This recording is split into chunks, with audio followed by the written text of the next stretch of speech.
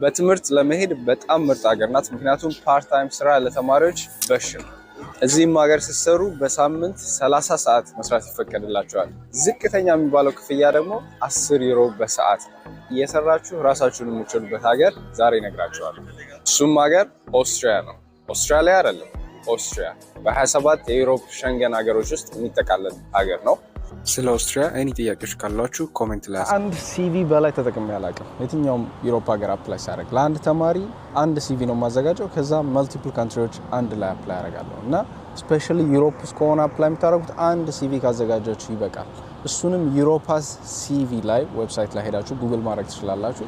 ሄዳችሁ ፎርሙን ያስሞላችኋል። ከዛ መጨረሻ ላይ ፕሪንት አውት አድርጋችሁ ፕሮፌሽናል የሆነ ሲቪ መስራት ትችላላችሁ።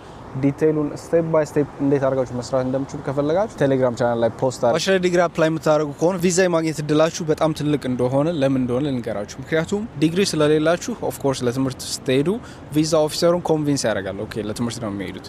ማስተርስ ግን ከሆነ ዲግሪ ስላላችሁ ኦልሬዲ እዛ ከሄዳችሁ በኋላ ሜቢ ሌላ ኢንቴንሽን ሊኖራችሁ ይችላል። ሜቢ ለመውጣት እየተጠቀማችሁበት ሊሆን ይችላል ትምህርቱን። ስለዚህ ሞር ኮንቪንስ ለማድረግ ስቶሪያችሁን በደንብ ተዘጋጅታችሁ ነው የምትገቡት። ባችለር ዲግሪ ግን ብዙ መዘጋጀት አይጠበቅባችሁም። ኦልሬዲ ዲግሪ የላችሁ ሃይ ስኩል ከጨረሳችሁ በኋላ ዲግሪ ከሌላችሁ ያንን ዲግሪ ለማግኘት ነው የምትሄዱት። ስለዚህ ኮንቪንስ ለማድረግ ቀለል ይላል እና ለዛ ነው የትም ሀገር ነው ዩሮፕም ዩኤስም ኤኒ ሀገር ይሁን ባችለር ዲግሪ አፕላይ ስታደርጉ ቪዛ የማግኘት እድላችሁ ትልቅ ነው። ስለዚህ የሌላችሁ ተማሪዎች ሞር ኢንኮሬጅ አደርጋችኋለሁ በትምህርት አፕላይ እንድታደርጉ ዲግሪ ከሌላችሁ ማለት ነው። ዲግሪ ያላችሁ ደግሞ ኦፍኮርስ ለምን ስተዲ ማድረግ እንደምትፈልጉ ከቱዊሽኑ ስንጀምር ምንም ቱዊሽን ፊ አትከፍሉም። የምትከፍሉት 25 ዩሮ ብቻ ስቱደንት ዩኒየን ፊ የሚባል አለ። እሱም ብቻ ነው የምትከፍሉት። እሱም ኦስትሪያ ከሄዳችሁ በኋላ ነው የምትከፍሉት። እንደ ተማሪ በሳምንት 20 ሰዓት መስራት ትችላላችሁ።